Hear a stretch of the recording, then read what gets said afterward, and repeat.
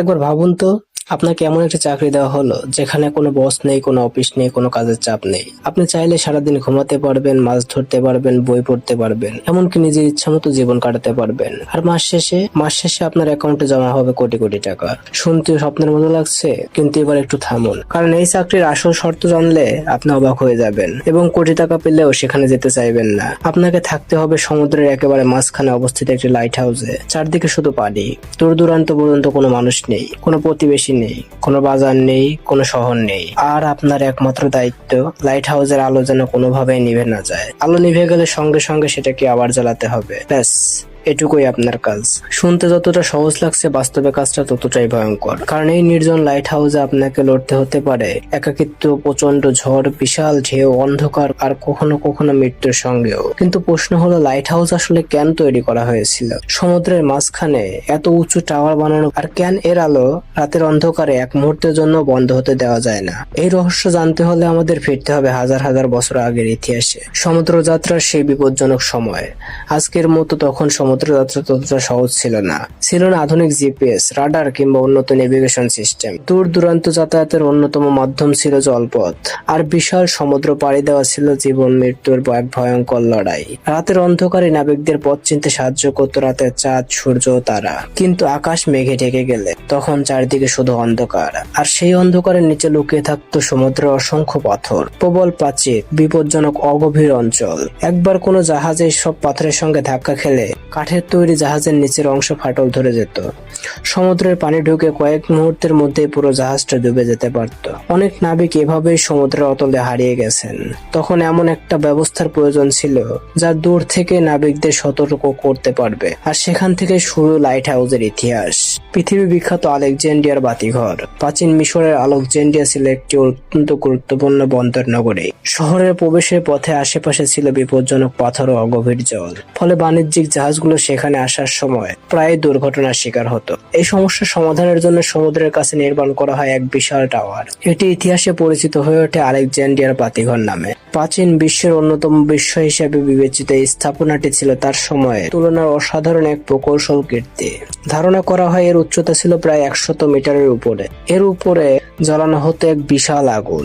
সেই আগুনের আলোকে দূর থেকে দৃশ্যমান করার জন্য ব্যবহার করা হতো প্রতিফলক ও আলোর বিশেষ ব্যবস্থা। ফলে সমুদ্রের অনেক দূরে থাকা নাবিকরাও বুঝতে পারতেন তারা আলেকজান্দ্রিয়া বন্দরের কাছাকাছি চলে এসেছে। একটি ছোট আলো, কিন্তু সেই আলোই কোনো নাবিকের কাছে ছিল বেঁচে থাকার শেষ আশা। আর এভাবে ধীরে ধীরে লাইট হাউসের ধারণা পৃথিবীর বিভিন্ন উপকূলে ছড়িয়ে পড়তে থাকে। আগুন থেকে আধুনিক আলো। প্রথম দিকের লাইট হাউসগুলোতে মূলত আগুন জ্বালিয়ে আলোর তৈরি করা হতো, কিন্তু সমস্যা ছিল প্রচুর। আগুন জ্বালিয়ে রাখতে প্রয়োজন হতো নিয়মিত কাঠ, তেল কিংবা অন্যান্য জ্বালানি। এরপর আসে মোমবাতি এবং বিভিন্ন ধরনের ল্যাম্প, কিন্তু সেগুলোর আলো খুব বেশি দূরে পৌঁছাতে পারতো না।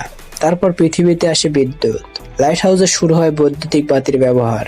কিন্তু বিজ্ঞানীরা তখন একটা সমস্যার মুখোমুখি ছিলেন, কিভাবে এই আলোকে আরো দূরে পাঠানো যায়। আর তখনই আলোকে কেন্দ্রীভূত করার জন্য লেন্স প্রযুক্তিতে আসে বড় পরিবর্তন। ফ্রান্সের বিজ্ঞানী অগাস্টিন ফ্রেনেল বিশেষ ধরনের লেন্স তৈরি করেন, যা পরে পরিচিত হয় ফ্রেনেল লেন্স নামে। এই লেন্সের বিশেষ নকশার কারণে তুলনামূলক কম শক্তির আলো অনেক দূরে এবং নির্দিষ্ট দিকে পাঠানো সম্ভব হয়। লাইট হাউসের প্রযুক্তিতে এটি ছিল এক বিশাল পরিবর্তন। আজও ইতিহাসের অনেক লাইট হাউসে ফ্রেনেল লেন্স দেখা যায়। কিন্তু লাইট হাউসে পাহারা দেওয়ার দরকার কি? এবার আসি সেই রহস্যময় চাকরির কথায়। এক সময় লাইট হাউসের আলো জ্বালিয়ে রাখা ছিল একটি গুরুত্বপূর্ণ কাজ। লাইট হাউস কর্মীদের দিনের পর দিন সেখানে অবস্থান করতে হতো। তাদের জ্বালানি সংরক্ষণ করতে হতো, আলোর লেন্স পরিষ্কার রাখতে হতো। রাতের অন্ধকারে আলো যেন কখনো বন্ধ না হয় সেটাকে নিশ্চিত করা। ভাবুন তো, সমুদ্রের মাঝখানে একটি ছোট টাওয়ার, চারপাশে কিলোমিটারের পর কিলোমিটার পানি, রাত নামার পর আকাশে কোনো আলো নেই, আর আপনি সেখানে একা। তারপর হঠাৎ আকাশ কালো হয়ে গেল। শুরু হলো প্রচন্ড ঝড়। বাতাসের গতি বাড়তে লাগলো। সমুদ্রের ঢেউ একের পর এক আছড়ে পড়তে লাগলো লাইট হাউসের গায়ে। আর আপনাকে তখন নিশ্চিত করতে হবে আলোটা জ্বলছে, কারণ সেই মুহূর্তে হয়তো আপনার লাইট হাউসের আলো অনুসরণ করে অনেক জাহাজ নিরাপদ পথ খুঁজছে। আলোটা নিভে গেলে একটি জাহাজ হয়তো বিপজ্জনক পাথরের দিকে এগিয়ে যেতে পারে। আর এখানেই শুরু হয় আসল ভয়। সমুদ্রের মাঝখানে থাকা লাইট হাউসগুলোতে সবচেয়ে বড় বিপদ শুধু ঝড় নয়, আছে একাকিত্ব। দিনের পর দিন মানুষের মুখ না দেখা, কারো সঙ্গে কথা বলার সুযোগ না থাকা, চারিদিকে শুধু সমুদ্রের গর্জন, রাতে চারপাশে ঘুটঘুটে অন্ধকার, আর হঠাৎ প্রচন্ড ঝড় শুরু হয়। বিশাল ঢেউ কখনো কখনো লাইট হাউসের অনেক উঁচু পর্যন্ত উঠে আসতে পারে।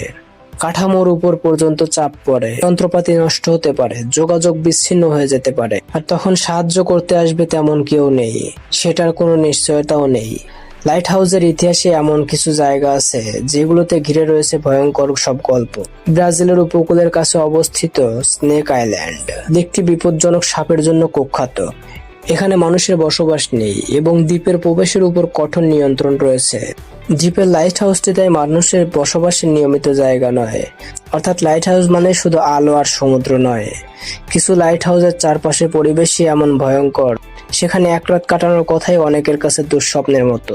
তাহলে এত টাকা দিলেও মানুষ যাবে না কেন? আপনি কোটি টাকা উপার্জন করতে পারেন, কিন্তু সেই টাকার বিনিময়ে যদি আপনি নিজের স্বাভাবিক জীবন, পরিবার এবং বন্ধু বান্ধব আর মানুষের সঙ্গ ছেড়ে দিতে হয়, যদি রাতের অন্ধকারে একমাত্র সঙ্গী হয় সমুদ্রের গর্জন, যদি ঝড়ের রাতে আপনার মনে হয় এই টাওয়ারটা কি সত্যি পরের সকাল পর্যন্ত টিকে থাকবে, তাহলে সেই চাকরির বেতন যতই বেশি হোক না কেন, সেখানে থাকা কতটা কঠিন সেটা সহজেই বোঝা যায়। তবে একটা বিষয় মনে রাখা দরকার, লাইট হাউস নিয়ে ইন্টারনেটে প্রচলিত অনেক গল্প বিশাল অঙ্কের বেতনের দাবি থাকলেও অতিরঞ্জিত বা ভুলও হতে পারে।